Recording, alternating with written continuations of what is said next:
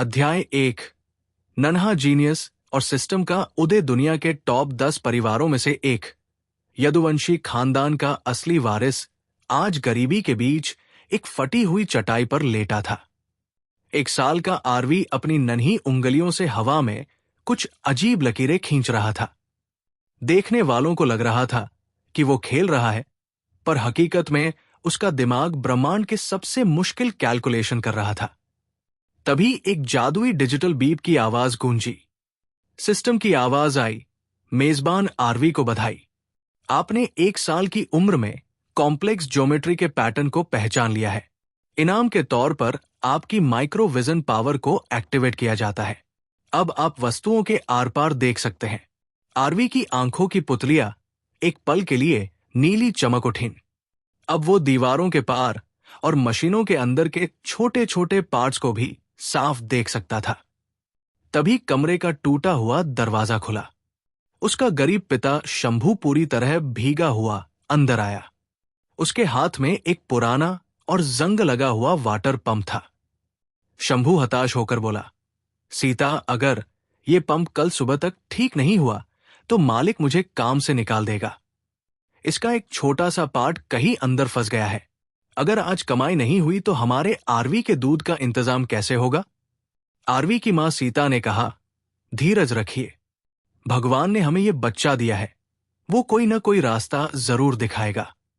RV ने अपने पालने से उस पंप की ओर देखा। उसकी माइक्रो विजन ने तुरंत प्रॉब्लम पकड़ ली। पंप के वॉल्व में एक छोटा सा कंकड़ फंसा था। आरवी ने अपने मन में कहा, सिस्टम, क्या मैं अपने पॉइंट्स का इस्तेमाल करके इस प्रॉब्लम को सॉल्व कर सकता हूं? सिस्टम ने जवाब दिया, आदेश प्राप्त हुआ। काइनेटिक पुश एक्टिवेट किया जा रहा है। तभी एक हल्की सी खटक की आवाज हुई। शंभू ने जैसे ही पंप को हाथ लगाया, वो कंकड़ अपने आप बाहर गिर गया। पंप अचानक तेज आवाज के साथ चालू हो गया। शंभू की आंखों में खुशी के आंसू आ गए। उसने आरवी को गोद में उठा लिया। आरवी मुस्कुरा रहा था, पर उसकी नजरें सामने तैर रही नीली स्क्रीन पर थी। सिस्टम ने अपडेट दिया, मिशन सफल। आपने अपनी पहली इन्वेस्टमेंट की है। नया डेटाबेस डाउनलोड शुरू। स्टॉक मार्केट का पूरा ज्ञान। 1 साल का बच्चा जिसे दुनिया अभी रेंगना सिखा रही थी, वो अब दुनिया की इकॉनमी को हिलाने का डेटा डाउनलोड कर रहा था। उसे नहीं पता था कि 7 समंदर पार यदुवंशी महल में बैठा वो गद्दार, जिसने उसे अपने परिवार से अलग किया था, अभी भी उसकी मौत का जश्न मना रहा था। लेकिन अब आरवी का टाइम शुरू हो चुका था। अध्याय 2। 5 साल का अरबती समय तेजी से बीत रहा था। आरवी अब 5 साल का हो चुका था। वो अभी भी उसी गरीब बस्ती में रहता था, लेकिन अब उस घर के हालात बदल चुके थे। उसके पिता शंभू ने अब एक छोटी सी रिपेयर शॉप खोल ली थी, क्योंकि आरवी उसे ऐसी सीक्रेट ट्रिक्स बताता था कि शहर के बड़े इंजीनियर्स भी फेल हो जाते थे। लेकिन आरवी का असली खेल तो उसके दिमाग के अंदर चल रहा था। उसका सिस्टम अब अपग्रेड होकर लेवल 2 पर पहुंच गया था। सिस्टम की आवाज गूंजी, होस्ट आरवी के पास अब सफिशिएंट डेटा है। क्या आप अपना पहला रियल वर्ल्ड इन्वेस्टमेंट शुरू करना चाहते हैं? रिवॉर्ड के तौर पर आपको मार्केट प्रेडिक्शन का एक्सेस दिया जाएगा। आरवी ने मन में ही जवाब दिया, हां, मेरा पहला टारगेट स्टॉक मार्केट है। मुझे उन लोगों को ढूंढना है जो मेरे परिवार की बर्बादी के पीछे थे। आरवी ने अपने पिता के पुराने फोन का इस्तेमाल करके एक गुमनाम ट्रेडिंग अकाउंट बनाया। उसके पास सिर्फ 500 रुपए थे, जो उसने अपनी पॉकेट मनी से बचाए थे। लेकिन उसके पास सिस्टम का मार्केट प्रेडिक्शन था। उसने एक ऐसी कंपनी के शेयर्स खरीदे जो डूबने वाली थी। बस्ती के लोग उसे देखकर हंसते थे कि यह बच्चा दिन भर फोन में क्या करता रहता है। किसी को अंदाजा नहीं था कि वो बच्चा दुनिया के सबसे बड़े फाइनेंशियल स्कैम्स को डिकोड कर रहा था। सिस्टम ने अलर्ट दिया, वार्निंग, यदुवंशी कॉरपोरेशन की एक सब्सिडियरी कंपनी मार्केट में हेरफेर कर रही है। अगर आप अभी इन्वेस्ट करते हैं तो आपका प्रॉफिट 1000 गुना हो सकता है। आरवी की आंखों में एक ठंडी चमक आई। ये वही कंपनी थी जिसे उस गद्दार ने हड़प लिया था, जिसने आरवी को उसके असली परिवार से अलग किया था। आरवी ने टाइप किया, सारा फंड लगा दो। अब सिस्टम के जरिए मैं उनकी ही तिजोरी से अपना हक वापस लूंगा। सिर्फ 3 घंटों के अंदर शेयर मार्केट में हड़कंप मच गया। वो छोटी सी कंपनी आसमान छूने लगी। आरवी के 500 रुपए अब 5 लाख में बदल चुके थे। लेकिन ये तो सिर्फ शुरुआत थी। आरवी को पैसों की भूख नहीं थी, उसे पावर चाहिए थी ताकि वो अपना सीक्रेट एम्पायर खड़ा कर सके। उधर 7 समंदर पार यदुवंशी पैलेस के हाईटेक कंट्रोल रूम में अलार्म बजने लगा। उनके सिक्योरिटी हेड ने चिल्लाकर कहा, सर, कोई हमारे सर्वर में घुसकर ट्रेडिंग डेटा को मैनिपुलेट कर रहा है। हमें नहीं पता वो कौन है, पर वो एक घोस्ट की तरह काम कर रहा है। गद्दार चचा ने गुस्से में मेज पर हाथ मारा और कहा, उस घोस्ट का पता लगाओ। मुझे नहीं पता कैसे, पर उसे खत्म करो। आरवी ने अपने फोन की स्क्रीन बंद की और एक गहरी सांस ली। उसने अपने सिस्टम से कहा, मेरा अगला मिशन शुरू करो। मुझे दूसरे देश में एक सीक्रेट बेस सेटअप करना है। सिस्टम ने जवाब दिया, mission accepted, global network activated. अब दुनिया को घोस्ट एम्पायर की ताकत का एहसास होगा। यहां अध्याय 3 है, जो क्लिपचैम्प के लिए तैयार किया गया है। इसमें 19 साल की उम्र में आरवी की कामयाबी, उसकी गर्लफ्रेंड का धोखा और उसके सिस्टम का अल्टीमेट अपग्रेड दिखाया गया है। अध्याय 3, गद्दारी और महासिस्टम का उदय वक्त का पहिया घुमा और आरवी अब 19 साल का एक हैंडसम नौजवान बन चुका था। दुनिया की नजरों में वो आरवी कॉर्प्स का मालिक था, एक ऐसी कंपनी जिसने सिर्फ कुछ सालों में $1 बिलियन का वैल्यूएशन हासिल कर लिया था। लेकिन इस कामयाबी के पीछे एक काला साया भी था। आरवी की लाइफ में सारा नाम की एक लड़की थी। आरवी उससे बेहद प्यार करता था और उसे ही अपनी पूरी दुनिया मानता था।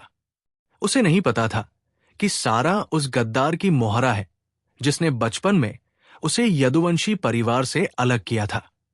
एक रात सारा आरवी के पास आई और बेहद प्यार से बोली, आरवी, मैंने एक नया बिजनेस वेंचर प्लान किया है। क्या तुम इन लीगल पेपर्स पर साइन कर दोगे?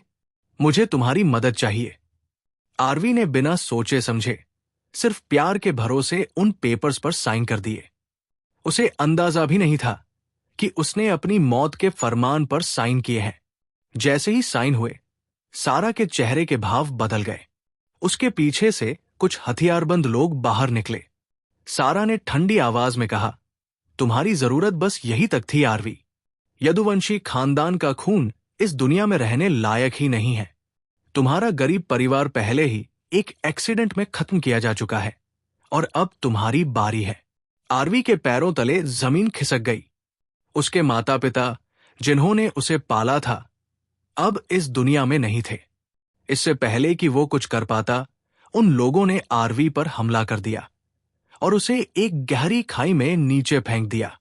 उन्हें लगा कि आरवी मर चुका है, लेकिन जैसे ही आरवी का शरीर जमीन से टकराने वाला था, उसके दिमाग में एक तेज धमाका हुआ।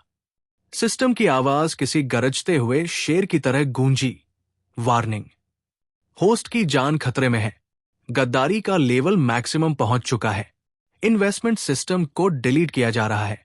Unlimited global sovereignty system activate किया जा रहा है। आरवी की फटी हुई आंखों के सामने हजारों नीली स्क्रीन्स तैरने लगी। उसका शरीर हवा में ही रुक गया। सिस्टम ने उसके घावों को हील करना शुरू कर दिया। सिस्टम ने अपडेट दिया, होस्ट की लाइफ बच गई है। रिवॉर्ड के तौर पर आपको अनलिमिटेड फंड्स और घोस्ट आइडेंटिटी दी जाती है। अब आप इस देश की सीमाओं से बाहर हैं। क्या आप अपना सीक्रेट एम्पायर सेटअप करना चाहते हैं? आरवी की आंखों में अब प्यार नहीं, सिर्फ जलता हुआ प्रतिशोध था। उसने खून थूकते हुए कहा, हां, मुझे इस दुनिया के नक्शे से उनका नाम मिटाना है। सारा और उन यदुवंशी गद्दारों को पता चलना चाहिए कि उन्होंने किसे जगा दिया है।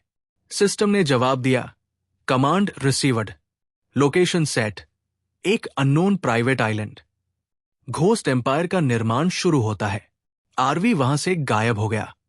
दुनिया के लिए आरवी मर चुका था, लेकिन असल में एक घोस्ट एम्पायर का जन्म हो चुका था, जो टॉप 10 परिवारों की सल्तनत को हिलाने वाला था। अध्याय 4। घोस्ट एम्पायर का जन्म। पूरी दुनिया के लिए आरवी मर चुका था। सारा और उसके पीछे बैठे गद्दारों ने जश्न मनाना शुरू कर दिया था।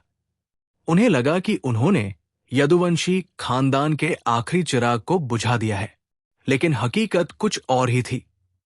हजारों मील दूर प्रशांत महासागर के एक ऐसे आइलैंड पर जिसे दुनिया के किसी नक्शे में नहीं दिखाया गया था, आरवी की आंखें खुली। उसके चारों तरफ हाईटेक लैब्स और रोबोटिक आर्म्स काम कर रहे थे। सिस्टम की आवाज गूंजी, स्वागत है master. Unlimited global sovereignty system अब पूरी तरह एक्टिव है। आपके पास अब दुनिया की किसी भी बैंक और इकोनॉमी का एक्सेस है। आपका सीक्रेट बेस तैयार हो चुका है। आरवी खड़ा हुआ। उसके शरीर पर एक भी जख्म नहीं था।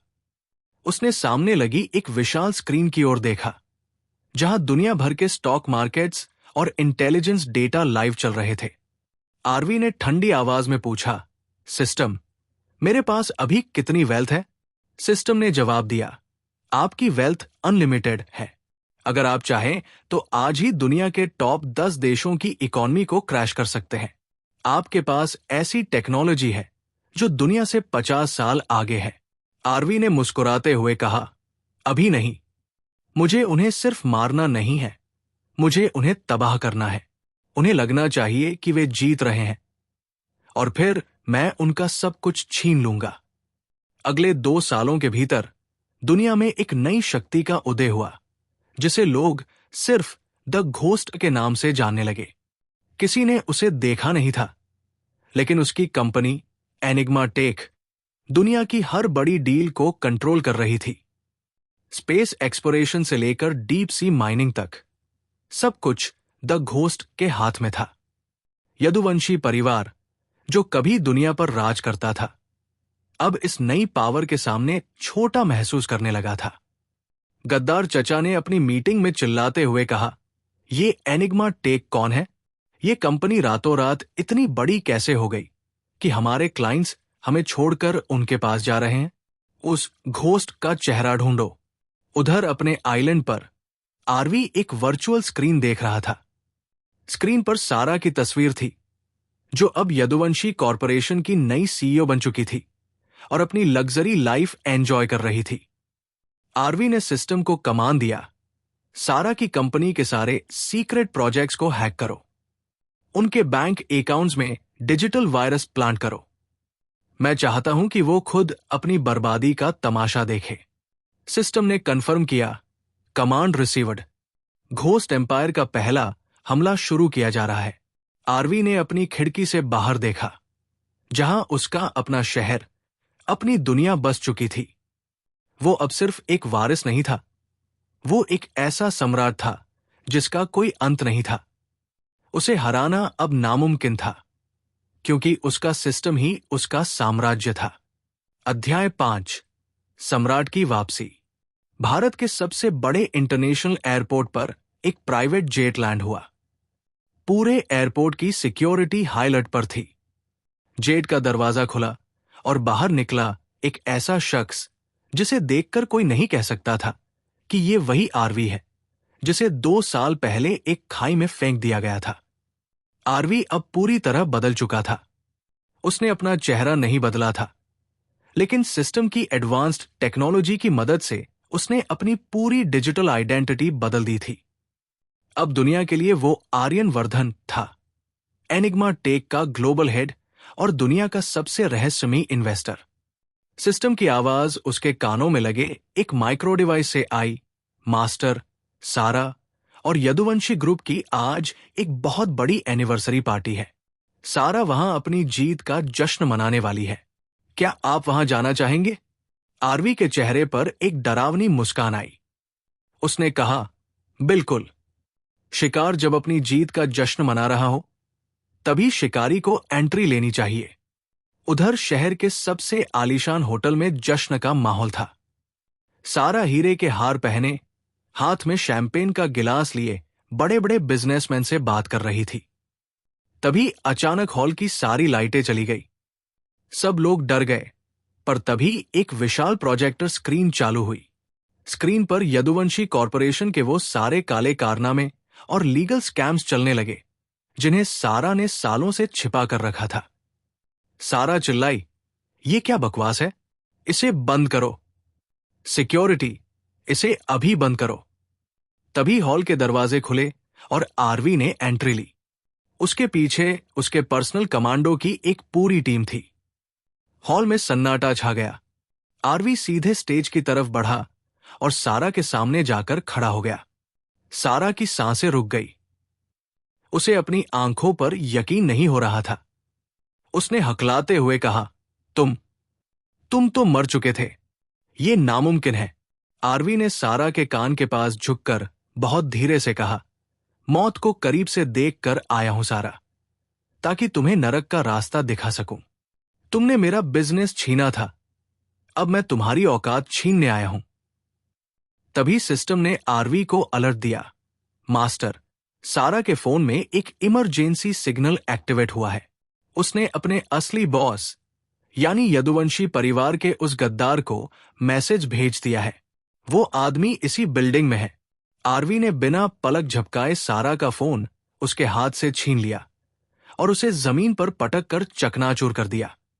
आरवी ने पूरी भीड़ के सामने ऊंची आवाज में कहा, आज से यदुवंशी कॉरपोरेशन का अंत शुरू होता है। कल सुबह तक इस कंपनी का हर एक शेयर एनिग्मा टेक के पास होगा। सारा, तुम्हारे पास अपना सामान पैक करने के लिए सिर्फ 1 घंटा है। पूरी पार्टी में हड़कंप मच गया। सारा जमीन पर गिर पड़ी। उसे समझ आ गया था कि वो जिस इंसान से लड़ रही है वो अब कोई मामूली लड़का नहीं, बल्कि एक ऐसा घोस्ट है जो पूरे सिस्टम को अपनी उंगलियों पर नचाता है। अध्याय 6, गद्दार का खौफ और असली पहचान। पार्टी में सन्नाटा पसरा था। सारा जमीन पर ढेरी हो चुकी थी, लेकिन तभी हॉल के वीआईपी गेट से एक भारी आवाज गूंजी। किसकी हिम्मत हुई यदुवंशी खानदान की बहू पर हाथ डालने की?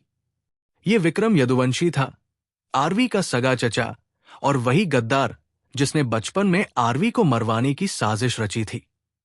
उसके पीछे दर्जनों ब्लैक सूटेड गनमैन थे। विक्रम की आंखों में घमंड और सत्ता का नशा साफ दिख रहा था। विक्रम स्टेज की तरफ बढ़ा और आरवी को घूरते हुए बोला, लड़के, तुम जो कोई भी हो, तुमने गलत घर में सेंध लगाई है। एनिग्मा टेक कितनी भी बड़ी क्यों न हो, यदुवंशी खानदान के रसूख के आगे मिट्टी है। आरवी अपनी जगह से टस से मस नहीं हुआ। उसने अपनी घड़ी की तरफ देखा और कहा, विक्रम यदुवंशी, ठीक 30 सेकंड पहले तुम्हारी कंपनी के स्विस बैंक अकाउंट्स फ्रीज कर दिए गए हैं। और हां, तुम्हारे उन गनमैन की बंदूकों में गोलियां नहीं हैं। विक्रम हंसा और अपने गार्ड्स को इशारा किया, इसे अभी खत्म करो। गार्ड्स ने ट्रिगर दबाया, पर सिर्फ क्लिक क्लिक की आवाज आई। विक्रम का चेहरा सफेद पड़ गया। तभी सिस्टम की ठंडी आवाज हॉल के लाउडस्पीकर्स में गूंजी। सिस्टम ने अपडेट दिया, विक्रम यदुवंशी के पर्सनल सिक्योरिटी नेटवर्क को हैक कर लिया गया है। Nano blackout activated. अब इस हॉल का कंट्रोल सिर्फ मास्टर आरवी के पास है। हॉल की डिजिटल स्क्रीन्स पर एक पुरानी तस्वीर उभर आई। वो आरवी के बचपन की फोटो थी, जब उसे यदुवंशी महल से अगवा किया गया था। फोटो के बगल में उसका डीएनए रिपोर्ट फ्लैश हो रहा था। पूरी भीड़ में कानाफूसी होने लगी। विक्रम हकलाने लगा, ये झूठ है, वो बच्चा मर चुका है। आरवी ने विक्रम का गला अपने एक हाथ से पकड़ लिया और उसे हवा में उठा दिया। उसकी आवाज में एक अलग ही लेवल की पावर थी। तुम्हें क्या लगा था, तुम मेरे माता पिता को मारकर मुझे खाई में फेंक कर चैन से राज करोगे? तुमने जिस बच्चे को मिट्टी में मिलाया था, वो अब एक ऐसा एम्पायर लेकर लौटा है जिसके सामने तुम्हारा ये महल एक ताश के घर जैसा है। विक्रम छटटाने लगा। आरवी ने उसे जमीन पर पटक दिया और सिस्टम को कमान दिया, विक्रम के सारे जुर्मों की फाइल पुलिस, कमिश्नर और इंटरनेशनल मीडिया को मेल कर दो। मैं चाहता हूं कि आज रात ये जेल में सोए। सिस्टम ने जवाब दिया, कमांड एग्जीक्यूटेड। पुलिस की गाड़ियां बिल्डिंग के बाहर पहुंच चुकी है। तभी भीड़ में से एक बूढ़ा आदमी बाहर आया। वो यदुवंशी खानदान के सबसे बुजुर्ग सदस्य और आरवी के दादाजी थे। उनकी आंखों में आंसू थे। उन्होंने कांपती आवाज में पूछा, क्या क्या तुम वाकई मेरे खोए हुए पोते हो? आरवी का चेहरा थोड़ा नरम हुआ, पर उसने अपनी दूरी बनाए रखी। उसने कहा, मैं वो वारिस नहीं हूं जिसे आपने खो दिया था। मैं वो घोस्ट सम्राट हूं जिसने खुद को बनाया है। मैं यहां अपना परिवार ढूंढने नहीं, बल्कि इस सिस्टम से गंद को साफ करने आया हूं। विक्रम को पुलिस घसीटते हुए ले जा रही थी और सारा बदहवास होकर चिल्ला रही थी। आरवी ने हॉल से बाहर निकलते हुए सिस्टम को आखिरी कमान दिया। अगला टारगेट दुनिया के बाकी टॉप 9 परिवार। उन्हें बता दो कि यदुवंशी साम्राज्य का असली राजा वापस आ गया है और अब नियम मैं बनाऊंगा। अध्याय 7। सम्राट का सिंहासन और ग्लोबल वॉर। विक्रम यदुवंशी के जेल जाते ही पूरे देश में भूचाल आ गया था। मीडिया से लेकर बड़े बड़े बिजनेस घरानों तक हर जगह सिर्फ एक ही चर्चा थी, आरवी की वापसी। लेकिन आरवी के लिए यह सिर्फ एक छोटी सी जीत थी। असली लड़ाई तो अब शुरू होने वाली थी। यदुवंशी महल के उसी आलीशान कमरे में जहां कभी आरवी के माता पिता रहते थे, उसके दादाजी यानी बड़े ठाकुर साहब बैठे थे। उन्होंने आरवी को पास बुलाया और कांपते हाथों से एक पुरानी वसीयत और खानदानी अंगूठी दिखाई। दादाजी ने रूंधे गले से कहा, बेटा, हमने तुम्हें बहुत ढूंढा, पर विक्रम ने हमें यकीन दिला दिया था कि तुम अब इस दुनिया में नहीं हो।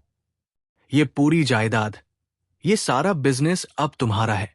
तुम इस घर के असली चिराग हो। आरवी ने उस अंगूठी को देखा, पर उसे पहना नहीं। उसने खिड़की के बाहर देखते हुए कहा, दादाजी, मुझे ये जायदाद नहीं चाहिए। मेरे पास जो एम्पायर है, उसके सामने यदुवंशी ग्रुप सिर्फ एक छोटी सी दुकान है। मैं यहां सिर्फ इंसाफ करने आया था। तभी सिस्टम की तेज अलर्ट आवाज आरवी के दिमाग में गूंजी। सिस्टम ने अपडेट दिया, वार्निंग, दुनिया के बाकी टॉप 9 परिवारों ने एक सीक्रेट अलायंस बना लिया है। उन्हें डर है कि आपकी एनिग्मा टेक उनकी सत्ता को खत्म कर देगी। वे आपके खिलाफ एक ग्लोबल इकोनॉमिक वॉर शुरू करने वाले हैं। आरवी के चेहरे पर एक क्रूर मुस्कान आई। उसने अपने मन में कहा, सिस्टम, उनके पास कितना पैसा है? सिस्टम ने जवाब दिया, उनका कंबाइंड नेटवर्थ $50 ट्रिलियन है, लेकिन आपके पास अनलिमिटेड फंड्स का एक्सेस है। क्या आप काउंटर अटैक शुरू करना चाहते हैं? आरवी ने कमान दिया, अभी उनके सारे स्टॉक मार्केट ऑपरेशंस को फ्रीज कर दो। उनकी सप्लाई चेन को हैक करो। मैं चाहता हूं कि कल सुबह जब वे जागें, तो उनके पास अपनी कॉफी खरीदने के लिए भी पैसे न बचे। दादाजी ये सब देखकर दंग थे। उन्होंने देखा कि आरवी का शरीर एक अजीब सी नीली रोशनी से घिरा हुआ था। वो समझ गई कि उनका पोता अब कोई साधारण इंसान नहीं रहा, वो कुछ और ही बन चुका है। तभी हॉल में एनिग्मा टेक के रोबोटिक गार्ड्स की एक टीम दाखिल हुई। उन्होंने एक विशाल होलोग्राम प्रोजेक्टर ऑन किया। स्क्रीन पर दुनिया के सबसे ताकतवर देशों के लीडर्स के चेहरे थे। वे सब द घोस्ट यानी आरवी से बात करने के लिए गिड़गिड़ा रहे थे। आरवी ने स्क्रीन की तरफ देखा और अपनी आवाज को पूरी दुनिया के ब्रॉडकास्ट सिस्टम पर फैला दिया। आरवी ने ऐलान किया, आज से दुनिया के नियम बदल रहे हैं। कोई खानदान, कोई सरकार मेरी मर्जी के बिना एक कदम भी नहीं उठाएगी। टॉप 9 परिवारों को मेरा संदेश दे दो, या तो वे मेरे सामने झुके या फिर इतिहास के पन्नों से मिटने के लिए तैयार रहें। सिस्टम ने कन्फर्म किया, ग्लोबल टेकओवर शुरू हो चुका है। मास्टर, आपका साम्राज्य अब दुनिया की सीमाओं से ऊपर है। उधर जेल की कोठरी में बैठा विक्रम और सड़क पर आइसारा टीवी पर ये सब देख रहे थे। उन्हें अब एहसास हुआ कि उन्होंने किसी इंसान को नहीं, बल्कि एक भगवान जैसे सिस्टम को चुनौती दी थी, जिसका गुस्सा अब पूरी दुनिया को भस्म करने वाला था। अध्याय 9, आइलैंड ऑफ गॉड्स। और आखिरी चेतावनी दुनिया के सबसे ताकतवर 9 परिवारों के लीडर्स, जो कभी देशों की किस्मत लिखते थे, आज एक अनजान प्राइवेट जेट में बैठे कांप रहे थे। उन्हें एक ऐसे आइलैंड पर लाया गया था जो मैप पर मौजूद ही नहीं था। जैसे ही वे जेट से उतरे, उनकी आंखें फटी की फटी रह गई। वो कोई आइलैंड नहीं, बल्कि भविष्य की एक ऐसी दुनिया थी जिसे उन्होंने सिर्फ कल्पनाओं में देखा था। हवा में उड़ती कारें, कांच की गगनचुंबी इमारतें जो बादलों को चीर रही थी, और हर तरफ काम करते हुए एडवांस रोबोट्स। सिस्टम की आवाज पूरे आइलैंड पर गूंजी। टॉप 9 परिवारों के लीडर्स का स्वागत है। मास्टर आरवी आपका इंतजार कर रहे हैं। अपनी जगह पर स्थिर रहें। आपका बॉडी स्कैन किया जा रहा है। उनमें से एक लीडर चिल्लाया, ये पागलपन है। तुम हमें यहां कैद नहीं कर सकते। हमारे पास दुनिया की सबसे बड़ी सेनाएं हैं। तभी सामने की एक विशाल स्क्रीन पर पूरी दुनिया का लाइव मैप आ गया। हर देश के न्यूक्लियर बेस और मिलिट्री हेडक्वार्टर्स पर एक लाल निशाना, रेड टारगेट, चमक रहा था। आरवी की आवाज पीछे से आई, तुम्हारी सेनाएं? वे अब मेरी हैं। मैंने तुम्हारे सारे वेपन्स सिस्टम को हैक कर लिया है। अब एक बटन दबाते ही तुम्हारी पूरी ताकत कबाड़ में बदल जाएगी। आरवी धीरे धीरे उनकी तरफ बढ़ा। उसके पीछे 2 बड़े ब्लैक पैंथर्स चल रहे थे, जो असल में सिस्टम द्वारा बनाए गए बायोमैकेनिकल बीस्ट थे। आरवी ने एक टेबल पर हाथ रखा और एक होलोग्राम एक्टिवेट किया। उसने कहा, तुम लोग सालों से दुनिया को लूट रहे हो। तुमने युद्ध करवाए, गरीबी फैलाई और मासूमों का खून बहाया। अब यह सब खत्म होता है। लीडर्स में से एक ने घुटनों पर गिरकर कहा, तुम्हें क्या चाहिए? पैसा? सोना? हम तुम्हें सब कुछ देने को तैयार है। आरवी हंसा। उसकी हंसी ठंडी और डरावनी थी। पैसा? मेरे पास इतना पैसा है कि मैं इस जैसे 10 ग्रह खरीद सकता हूं। मुझे तुम्हारा सरेंडर चाहिए। आज से तुम्हारी सारी कंपनियां, तुम्हारी सारी जमीनें और तुम्हारी सारी पावर एनिग्मा टेक के अंडर होंगी। सिस्टम ने अपडेट दिया, मास्टर, इनमें से 3 लीडर्स ने चुपके से अपने बेस पर अटैक का सिग्नल भेजा है। दुश्मन की मिसाइल्स इस आइलैंड की तरफ आ रही है। लीडर्स के चेहरों पर एक कुटिल मुस्कान आई। उन्हें लगा कि अब आरवी मरेगा, लेकिन आरवी बिल्कुल शांत था। उसने बस अपनी एक उंगली उठाई। आसमान में एक नीली लेजर लाइट चमकी और पलक झपकते ही उन मिसाइलों को हवा में ही गायब कर दिया गया। गायब, जैसे वे कभी थी ही नहीं। आरवी ने उन 3 लीडर्स की तरफ देखा और कहा, सिस्टम, उन्हें डिलीट करो। सिस्टम की आवाज आई, आदेश प्राप्त हुआ। Deleting targets. इससे पहले कि कोई कुछ समझ पाता, वे 3 लीडर्स डिजिटल पार्टिकल्स में बदल गए और हवा में विलीन हो गए। बाकी बचे 6 लीडर्स के पसीने छूट गए। उन्होंने तुरंत अपने सिर जमीन पर झुका दिए। आरवी ने कुर्सी पर बैठते हुए कहा, आज से तुम मेरे मोहरे हो। दुनिया को लगेगा कि तुम राज कर रहे हो, पर असल में तुम्हारी हर सांस मेरी मर्जी से चलेगी। जाओ और दुनिया को बता दो कि द घोस्ट अब उनका नया मालिक है। सिस्टम ने अंतिम मैसेज दिया, ग्लोबल सबमिशन कंप्लीट। मास्टर, अब आपका एम्पायर पूरी तरह सुरक्षित है। आरवी ने अपनी खिड़की से डूबते हुए सूरज को देखा। उसका बदला अब सिर्फ सारा या विक्रम से नहीं था। अब वो इस पूरी सड़ी हुई दुनिया को नए सिरे से बनाने वाला था। अध्याय 10। सारा की औकात और सम्राट का न्याय। ग्लोबल लीडर्स को अपने पैरों पर झुकाने के बाद आरवी वापस उसी शहर में लौटा जहां से उसकी बर्बादी शुरू हुई थी। आरवी कॉर्प्स की विशाल बिल्डिंग, जो कभी आरवी की मेहनत से खड़ी हुई थी और जिसे सारा ने धोखे से हड़प लिया था, अब फिर से एनिग्मा टेक के कंट्रोल में थी। बिल्डिंग के बाहर हजारों मीडिया कर्मी और लोग खड़े थे। तभी एक लग्जरी कार आकर रुकी। सारा, जो अब पूरी तरह कंगाल हो चुकी थी और जिसके पास रहने को घर भी नहीं बचा था, वहां इस उम्मीद में आई थी कि शायद आरवी उसे पुराना प्यार याद करके माफ कर दे। सारा रोते हुए आरवी के पैरों में गिर गई और बोली, आरवी, मुझे माफ कर दो। विक्रम ने मुझे उकसाया था। मैं आज भी तुमसे प्यार करती हूं। मुझे एक मौका दो, मैं फिर से तुम्हारी कंपनी संभालूंगी। आरवी ने अपनी जेब से एक आईडी कार्ड निकाला और उसे जमीन पर फेंक दिया। सारा ने उसे उठाया, पर उसे देखते ही उसका चेहरा पीला पड़ गया। उस पर लिखा था फ्लोर क्लीनर। आरवी ने ठंडी आवाज में कहा, तुमने मेरा बिजनेस छीना था क्योंकि तुम्हें पैसों और पावर का लालच था। अब मैं तुम्हें वही बिजनेस वापस दे रहा हूं, पर मालिक के तौर पर नहीं, बल्कि एक सफाई कर्मचारी के तौर पर। आज से तुम इस बिल्डिंग के हर उस कोने को साफ करोगी जहां मैंने कभी पसीना बहाया था। सारा चिल्लाई, तुम ऐसा नहीं कर सकते। मैं इस कंपनी की सीईओ रह चुकी हूं। तभी सिस्टम की आवाज पूरे कैंपस के लाउडस्पीकर्स में गूंजी, डेटाबेस अपडेटेड।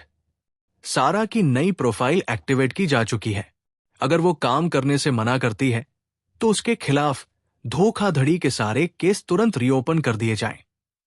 आरवी ने सारा की आंखों में देखते हुए कहा, तुम्हारी सजा मौत नहीं है सारा। मौत तो बहुत आसान होती है। तुम्हारी सजा यह है कि तुम रोज मुझे उस ऊंचाई पर देखोगी जहां तुम कभी पहुंचने का सपना देखती थी, और खुद जमीन पर बैठकर फर्श साफ करोगी।